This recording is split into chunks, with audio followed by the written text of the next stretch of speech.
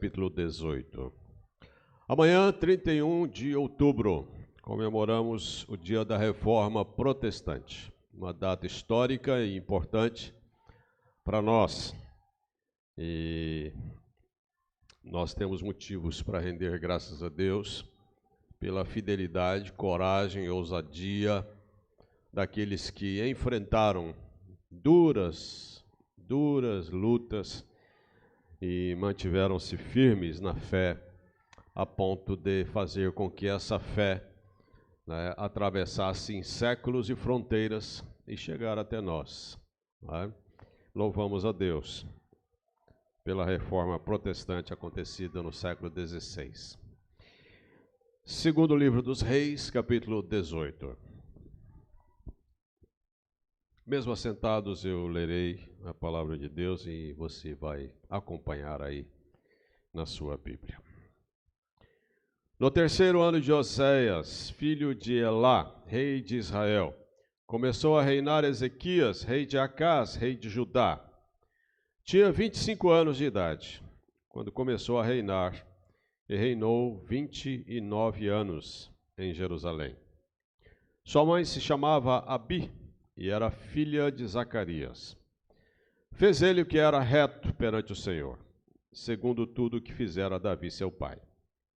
Removeu os altos, quebrou as colunas e deitou abaixo o poste ídolo, e fez em pedaços a serpente de bronze que Moisés fizera, porque até aquele dia os filhos de Israel lhe queimavam incenso e lhe chamavam Neustã. Confiou no Senhor, Deus de Israel, de maneira que depois dele não houve seu semelhante entre todos os reis de Judá, nem entre os que foram antes dele. Porque se apegou ao Senhor, não deixou de segui-lo e guardou os mandamentos que o Senhor ordenara a Moisés. Assim foi o Senhor com ele, para onde quer que saía, lograva bom êxito. Rebelou-se contra o rei da Assíria e não o serviu. Feriu ele os filisteus até Gaza e seus limites, desde as atalaias dos vigias até a cidade fortificada. No quarto ano do rei Ezequias, que era o 7º de Oséias, filho de Elá, rei de Israel, subiu Salmaneser, rei da Assíria, contra Samaria e a cercou. Ao cabo de 3 anos foi tomada. Sim, no ano 6º de Ezequias, que era o 9º de Oséias, rei de Israel, Samaria foi tomada.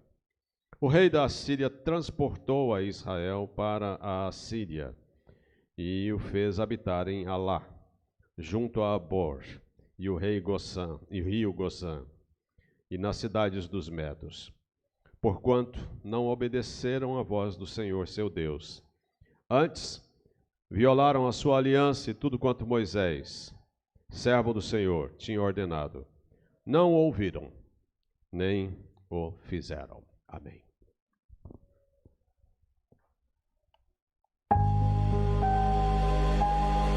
Na Idade Média, a igreja havia se desviado da palavra de Deus. Período triste da história. Há anos, desde a era apostólica, a igreja estava dando passos que a distanciava dia a dia do ensino dos apóstolos.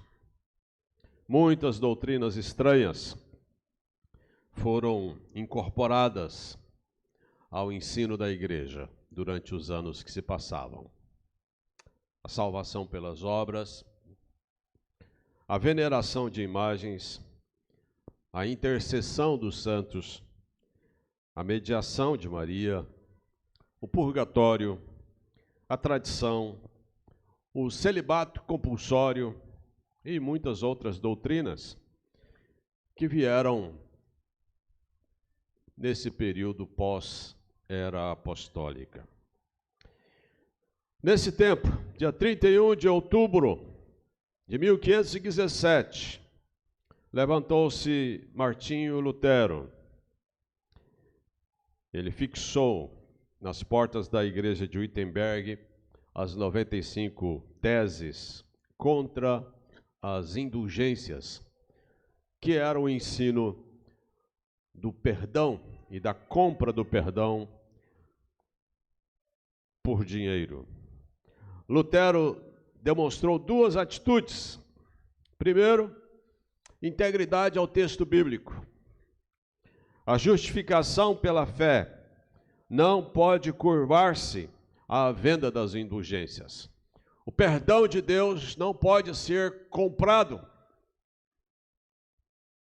Segundo, a relevância cultural.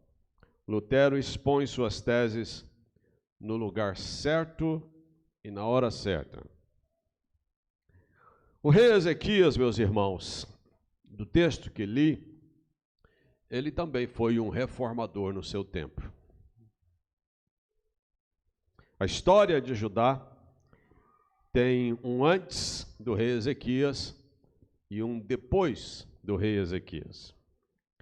O texto diz que ninguém buscou a Deus como ele, nem antes, nem depois.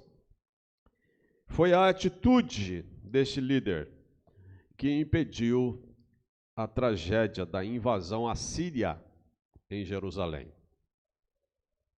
A vida de Ezequias tem lições preciosas para a gente.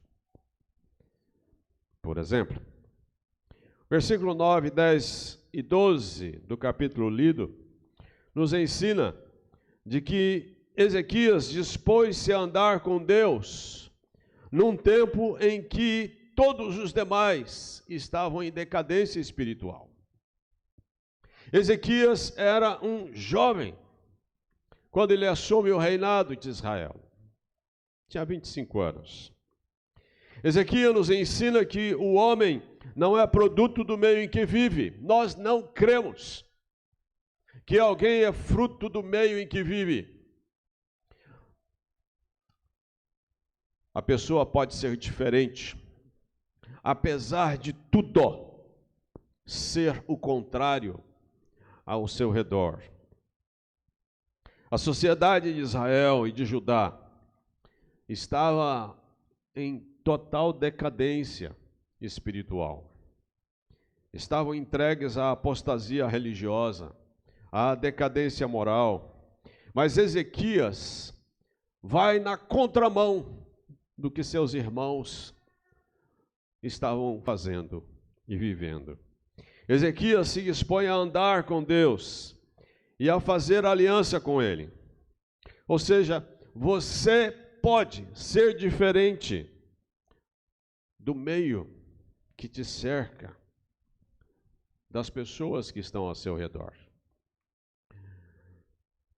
Ezequias, ele não tinha nenhum testemunho dos de fora.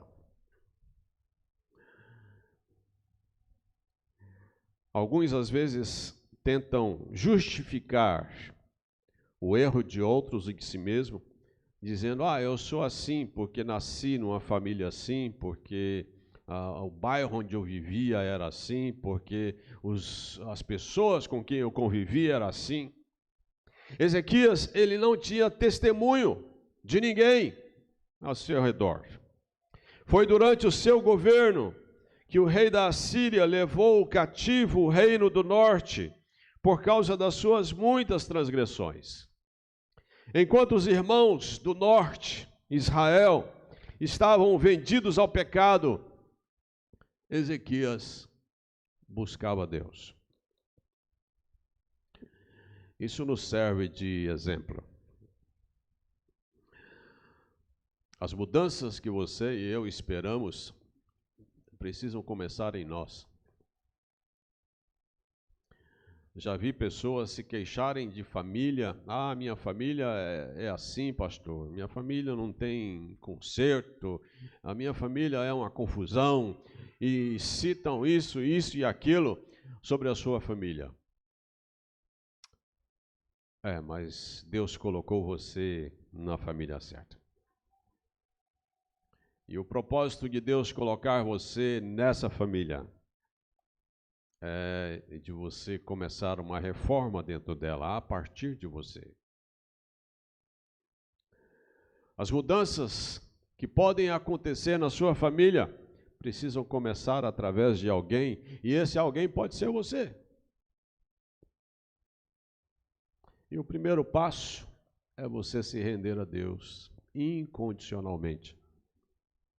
O primeiro passo é você reconhecer a soberania, a santidade e o poder de Deus. Ezequias, apesar de tudo ao seu redor, das pessoas não se importarem com Deus, das pessoas estarem envoltas a uma vida de pecados e rebelião contra Deus, Ezequias faz o contrário. Ezequias não se torna igual a eles. Ezequias faz a diferença no meio deles. Ezequias busca o Senhor. Ezequias dispôs-se a andar com Deus, mesmo sem exemplo da sua própria casa. Ezequias não tinha testemunho nem de fora e nem de dentro. Seu pai, o rei Acás, era um homem ímpio, idólatra, perverso, assassino. Acás queimou seus próprios filhos em altares pagãos. Ele substituiu o altar da casa de Deus pelo altar do templo pagão.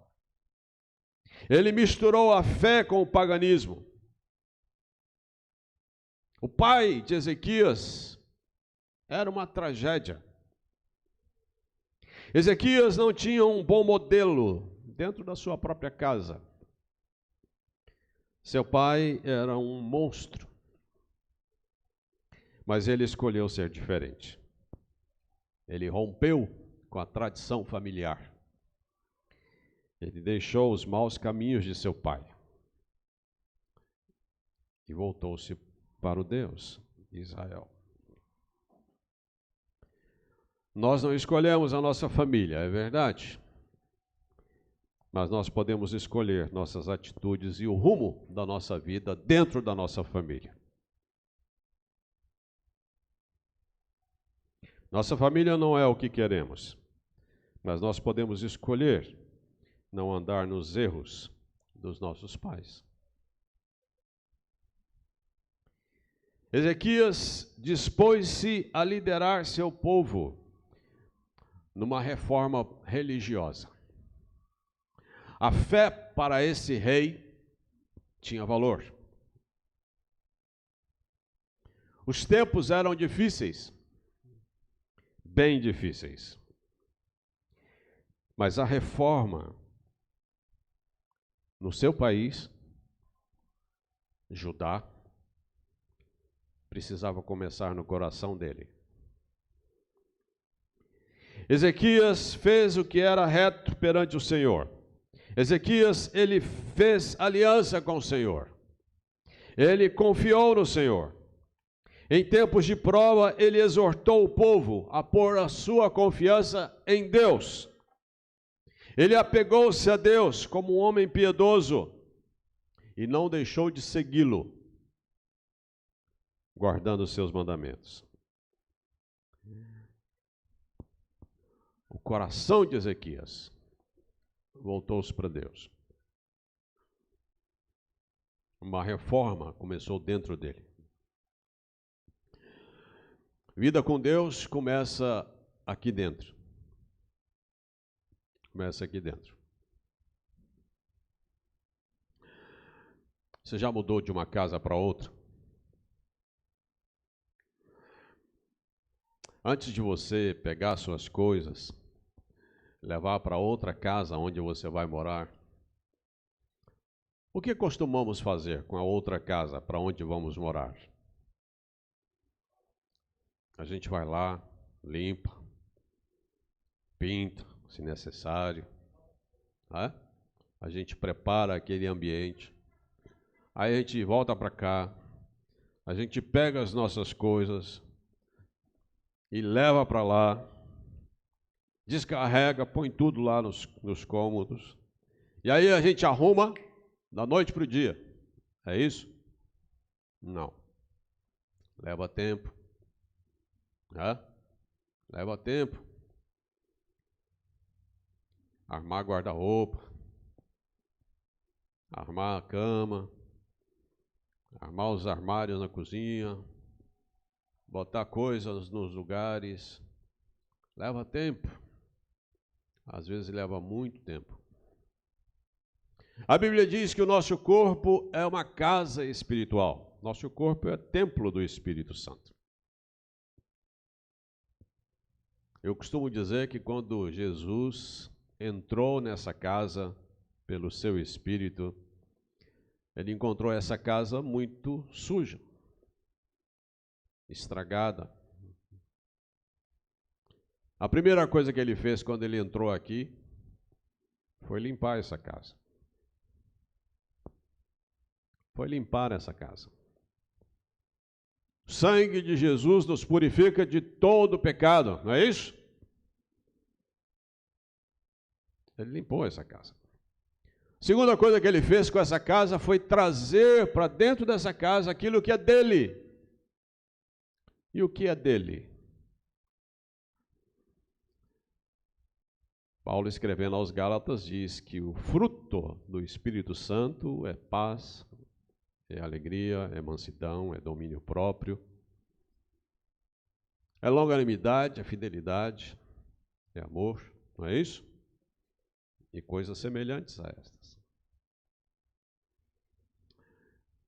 Isso aconteceu no dia 17 de julho de 1980. De lá para cá. Deus tem posto em ordem essa casa por dentro. Deus tem posto em ordem essa casa por dentro. Tem arrumado essa casa por dentro. Vida cristã começa de dentro para fora. Vida cristã não é só frequentar um templo. Vida cristã não é só carregar a Bíblia. Vida cristã não é só falar palavras do nosso evangeliquez. Existem palavras que fazem parte do nosso dia a dia. Misericórdia, não é? Quantas misericórdias você fala num mês? Existem palavras que são típicas dos nossos lábios. Mas a vida cristã não é só mudar o linguajar. Vida cristã é mudança de dentro para fora. Ezequias experimenta uma reforma na sua vida, mas ele leva essa reforma para fora. Ezequias tinha uma posição de liderança em Judá, ele era rei de Judá. E Ezequias então começa uma reforma na casa de Deus. O texto nos diz que ele quebrou os ídolos do templo colocados por seu pai. Deus abomina a idolatria. Ele rompeu com os que estavam errados, com aquilo que estava errado dentro da casa de Deus. Ezequias fez em pedaços a serpente de bronze que Moisés fizera. Ele não promoveu no seu reino o misticismo religioso. Infelizmente, hoje, os templos cristãos estão se enchendo de misticismo, uma mistura. Em alguns templos há muita confusão. Você não sabe, às vezes, se você está num templo cristão ou se você está em um outro tipo de culto e celebração. Ezequias faz uma limpeza no templo. Ele tirou toda a imundícia da casa de Deus. A casa de Deus estava cheia de ídolos, de altares pagãos, introduzidos no templo e no culto. Práticas pagãs foram introduzidas. O culto tinha perdido a sua pureza. O sincretismo religioso misturado ao paganismo como culto a Deus. Isso é abominação aos olhos de Deus. Isso levou o reino do norte, Israel, ao cativeiro. O avivamento começou com a purificação do culto prestado a Deus.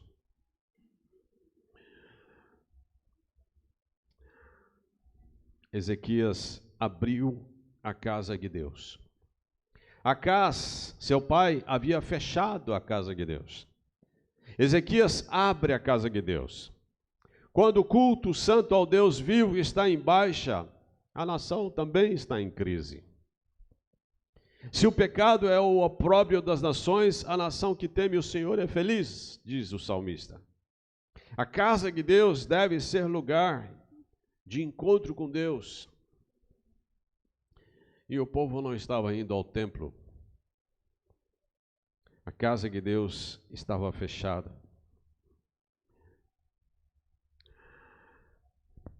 Ezequias abre o templo. Ezequias santifica os obreiros da casa de Deus.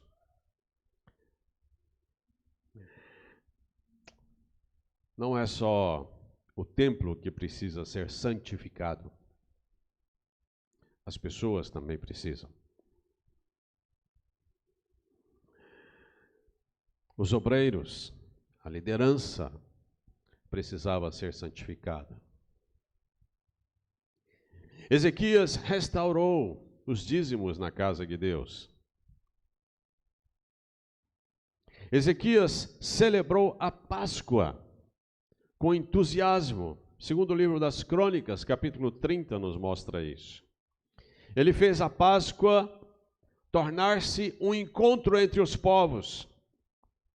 Ele mandou mensageiros convidar os filhos do pai que não estavam em Jerusalém, os restantes das tribos do norte que estavam entregues ao seu infortúnio. Ezequias chamou a nação para buscar a Deus, junto a ele. A Páscoa, queridos, era uma das festas mais importantes no contexto da cultura judaica. A Páscoa nos leva a olhar para o cordeiro morto lá no Egito, naquela noite trágica para os egípcios, em que os primogênitos do Egito morreram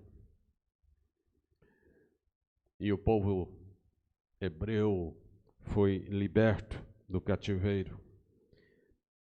A Páscoa, o centro da Páscoa, é o Cordeiro, assim como o centro do culto é Cristo.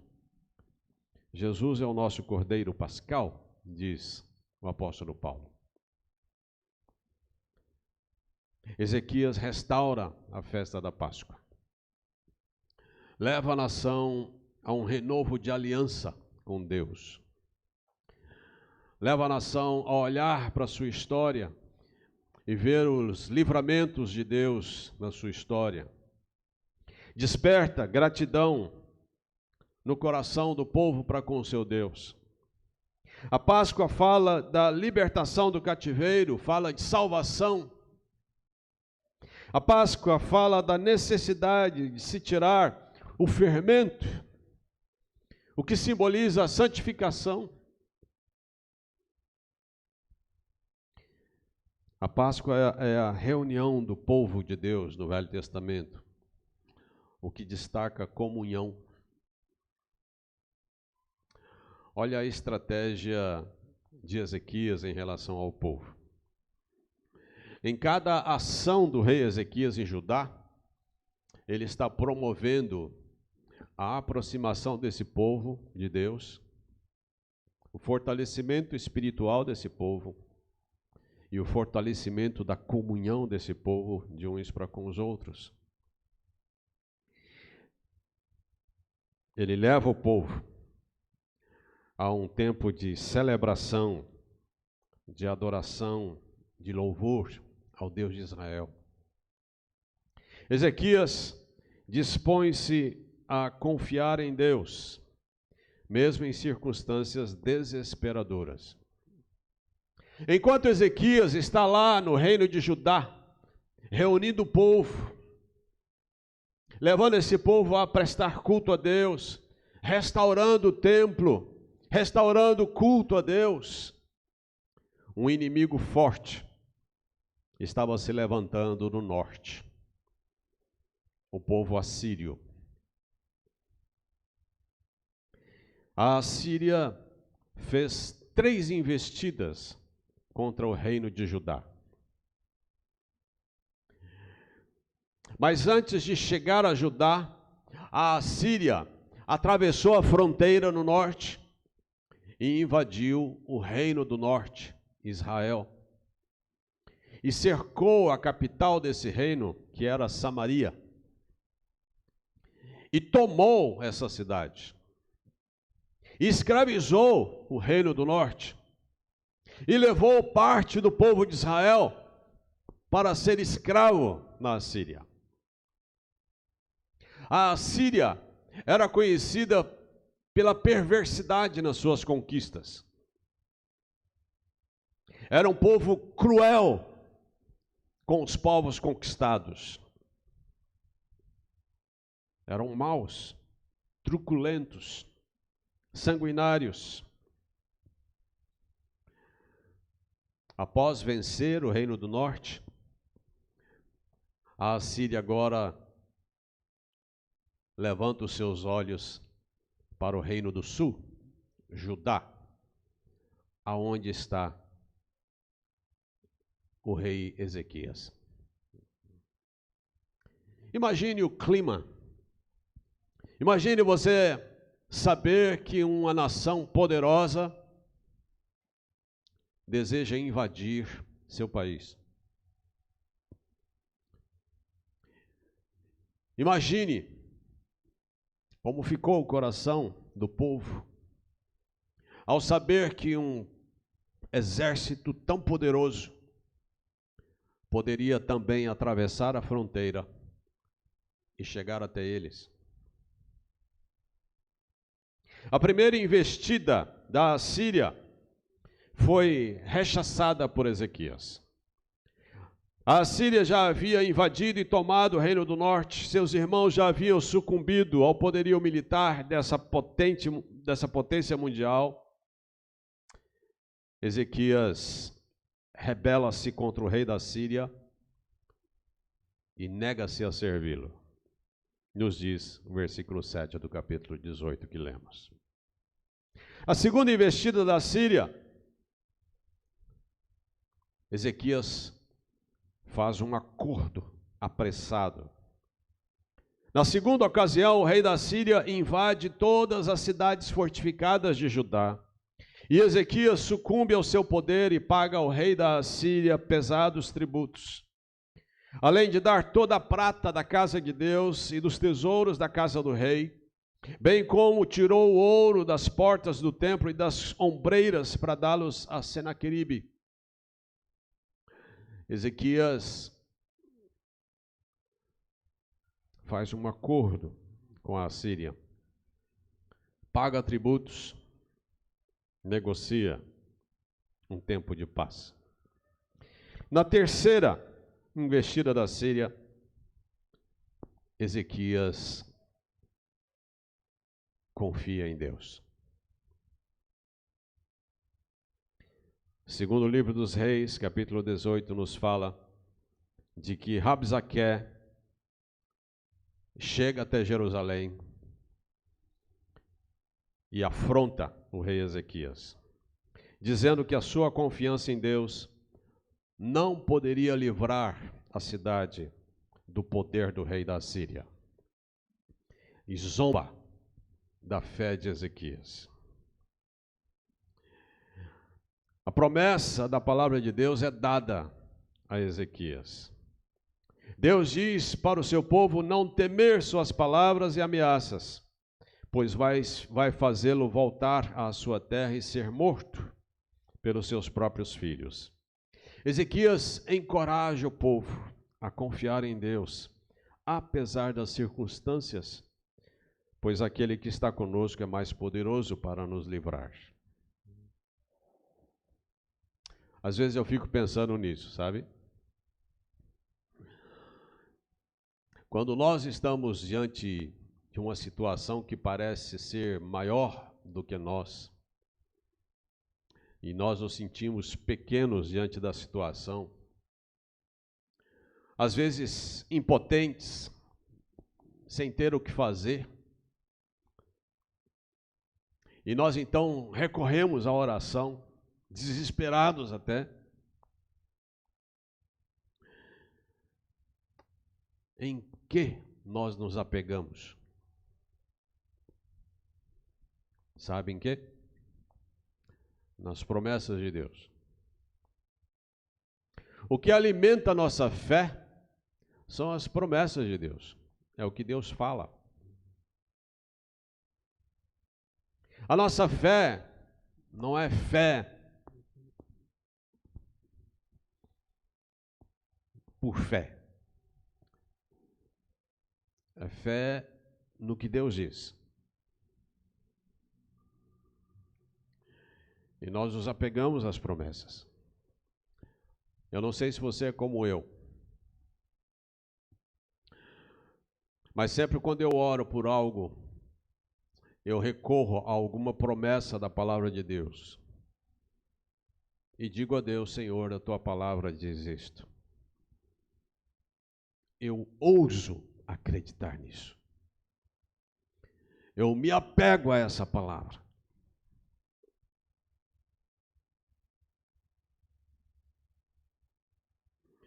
E isso me anima, me fortalece, me consola, me renova. Porque eu sei que o nosso Deus é fiel às suas promessas. Amém? Você crê nisso? O nosso Deus é fiel às suas promessas. A Bíblia diz que Deus não é homem para mentir. Ele é fiel às suas promessas. Por isso eu me apego às promessas de Deus. Ezequias se apega à promessa de Deus. Ele ora por livramento. Capítulo 19.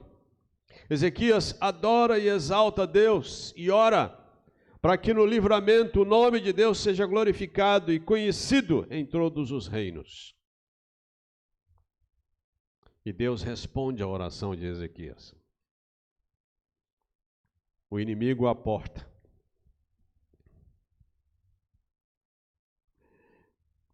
Deus envia um anjo e 185.000 soldados assírios são mortos. O rei volta para sua terra, o rei assírio,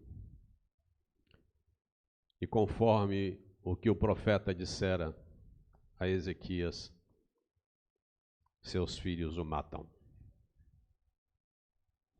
Deus dá uma vitória humanamente impossível a Ezequias. Porque Ezequias ousou buscar o Senhor nosso Deus. Mas a luta de Ezequias não se trava apenas com seus inimigos que tentavam invadir o país. A luta de Ezequias não se trava apenas no campo da fé, levando aquele povo que ora estava distante de Deus a aproximar-se de Deus e a santificar-se e a buscar a Deus. A luta de Ezequias também foi pessoal.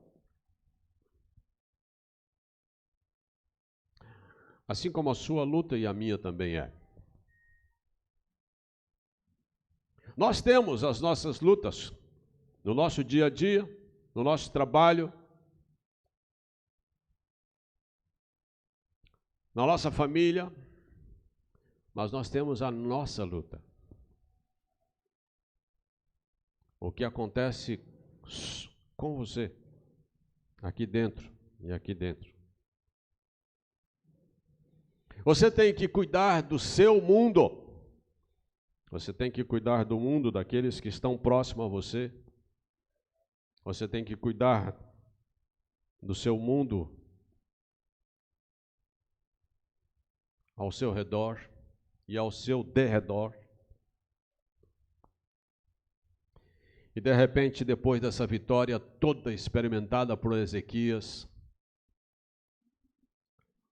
Ezequias vê o exército enorme dos assírios sendo vencidos. De repente, Deus volta-se a Ezequias por intermédio do profeta Isaías e diz a ele: Ezequias, põe em ordem a tua casa, porque certamente morrerás e não viverás. Sua vida está em ordem?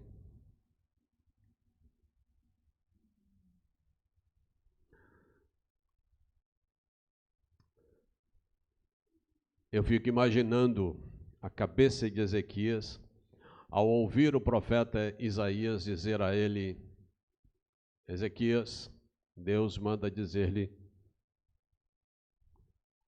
põe em ordem a tua casa, porque tu morrerás.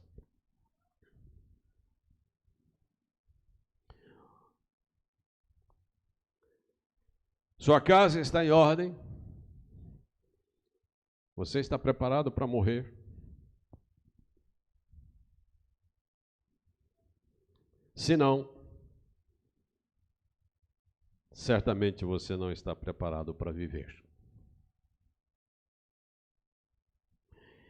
O rei Ezequias recebe a palavra do profeta e sabe o que ele vai fazer? Ele vai orar. Essa é a atitude de alguém que teme a Deus. A oração. A atitude de quem teme a Deus e conhece Deus é ir ao encontro de Deus. É orar. É isso que eu e você precisamos fazer sempre. Em qualquer situação. É orar.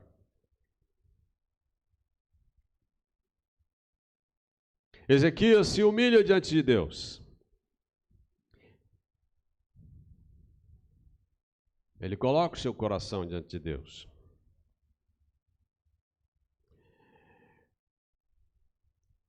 Ele se humilha diante de Deus. E Deus ouve a sua oração. Deus dá mais do que o rei pede. Deus cura Ezequias da doença e dá a ele vitória contra o inimigo. Deus afasta a doença e afasta o adversário de Ezequias. Tanto a doença quanto o inimigo estavam sob o controle de Deus. A vitória de Ezequias foi extraordinária. Isaías 38:20 nos mostra isso. Ezequias toma a decisão de louvar a Deus na sua casa todos os dias da sua vida. É interessante, alguns estudiosos dizem que o Salmo 116 foi escrito por Ezequias, que é um salmo de ação de graças. Outros dizem que o Salmo 126 foi escrito por Ezequias. Um salmo de livramento. Ezequias foi um homem que fez uma reforma que deu-se início no coração dele. Alcançou as pessoas ao seu redor. O que Deus fez na vida de Ezequias fez com que outros se aproximassem de Deus. A experiência de vida de Ezequias tornou-se um testemunho vivo da misericórdia de Deus e do poder de Deus e do valor da oração. Nós vivemos também dias difíceis. Espiritualmente, as pessoas estão cada vez mais distantes do ensino da palavra de Deus. Há muita coisa estranha aos olhos de Deus no culto prestado por muitas igrejas nesse país. Há muito sincretismo e mistura naquilo que se tem oferecido a Deus. Nem tudo que tem sido oferecido a Deus é bíblico. São superstições.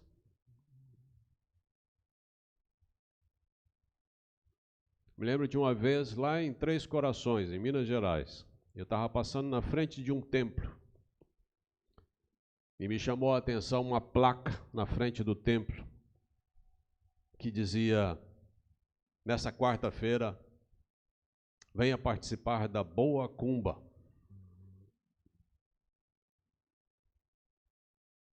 E eu estranhei aquela palavra porque nunca tinha visto, nem escutado a Boa Cumba, que é o oposto da Macumba. Há muita coisa estranha acontecendo hoje. A igreja brasileira precisa voltar-se a Deus. Precisa. Há muito pecado na vida daqueles que servem a Deus, que precisa ser confrontado. A igreja precisa se santificar. Nosso país vive uma condição. Somos milhões de evangélicos, mas fazemos muito pouca diferença. O testemunho de vida transformada não causa tanto impacto.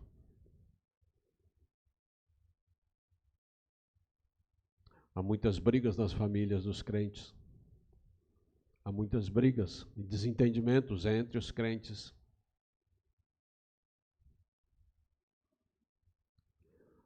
Quanta coisa tem entristecido o coração de Deus ao olhar para o seu povo.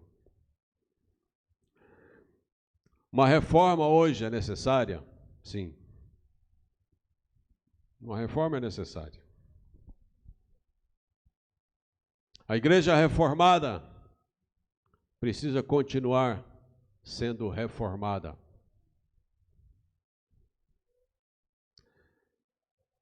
Se você mora há muitos anos na sua casa, você deve saber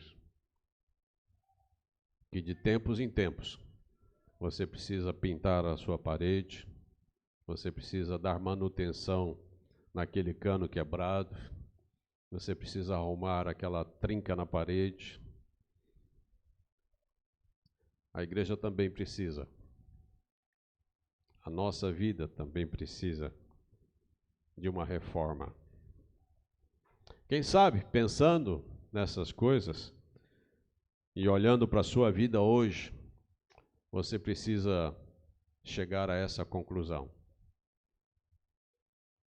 Antes que o inimigo invada, eu preciso consertar minha vida com Deus. E se esse é o seu momento,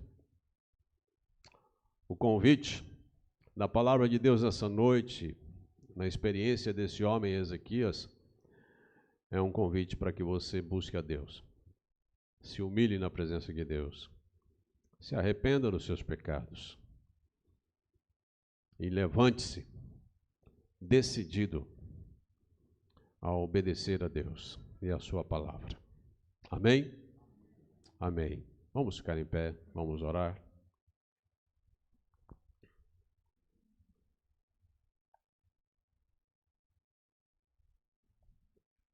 Feche os olhos, vamos orar a Deus. Senhor, nós reconhecemos que somos pecadores e carentes da sua graça, da misericórdia do Senhor. Às vezes andamos por caminhos tão distantes daquilo que a Tua palavra orienta. Às vezes o nosso coração, Senhor, se encontra frio na Tua presença. Ó Espírito Santo, abre o entendimento de cada um de nós. Abra os nossos ouvidos para ouvirmos a Tua voz. Fala fundo ao nosso coração, Senhor. Não permita, Senhor, que a resistência consiga, de alguma maneira, nos manter a uma vida de rebeldia ao Senhor. Dá-nos um coração quebrantado na Tua presença. E permita que haja frutos